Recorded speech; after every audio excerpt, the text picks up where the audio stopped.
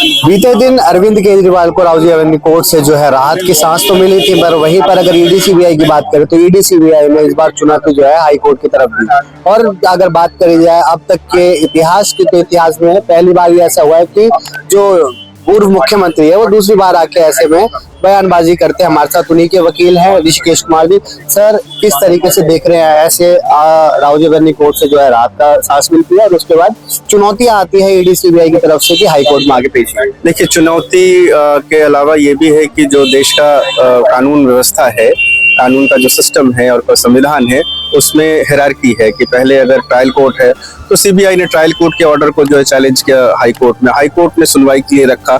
अब माननीय जो है अदालत ने उसकी सुनवाई करते हुए जो है इस पे तारीखें दे रहे थे। इस बीच में अरविंद केजरीवाल जी ने एक दरख्वास्त लगाई है जिसमें कि माननीय अदालत से ये कहा है कि आप इस केस को सुनने से जो है अपने आप को अलग कर लें। उसके आधार है कोर्ट ने आज उस एप्लीकेशन पे जो है वो सीबीआई का जवाब मांगा है और अगली तारीख जो है वो 13 तारीख 2:30 बजे मुकर्रर की है। वहीं पर अगर दिल्ली के मुख्यमंत्री की बात करी जाए, आज दिल्ली में जो है 47वां अपना वो बना रहे हैं और साथ ही साथ में उनका बयान आया दिल्ली के मुख्यमंत्री का।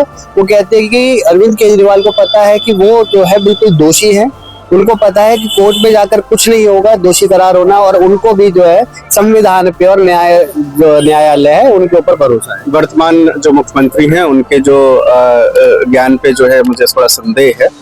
उनको शायद कानून का उतना पता नहीं है और इस तरीके की बातें वो जो कह रही हैं उनका कोई आधार नहीं है। और मैं तो ये कहूंगा कि दिल्ली में जो चीज उनसे संभल नहीं रहा है उस पर ज्यादा ध्यान दें।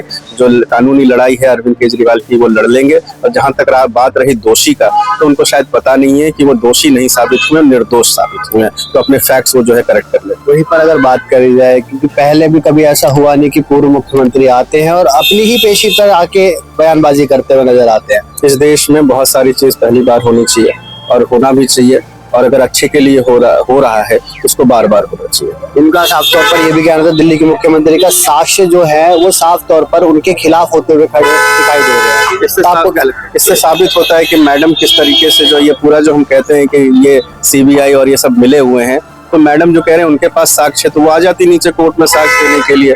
या फिर ना तो वो इन्वेस्टिगेटिंग एजेंसी है, ना तो जो है वो कोर्ट है, तो पता नहीं जो ये सारी बातें हैं उनका क्या आधार है। अगर आज की भी बात करी जाए तो आज कोर्ट के अंदर क्या कुछ साक्ष्य रखे जाए, क्या कुछ बातें हुई? कुछ नहीं, आज तो एप्लीकेशन जो है वो लगी थी, अब उस पर सुनवाई होगी 13 तारीख को, तब पता चलेगा। आने वाले टाइम की क्या रणनीति रहेगी? रणनीति अच्छी है, रणनीति है, हमें इंसाफ मिलेगा, इस पर पूरी उम्मीद है।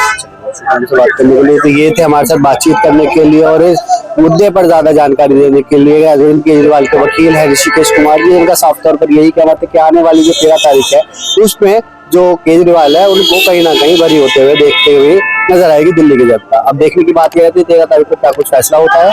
तब तक बने रहिए हमारे साथ। फिलहाल के लिए इतना ही। दैनिक लाइव के लिए दिल्ली से अभिषेक।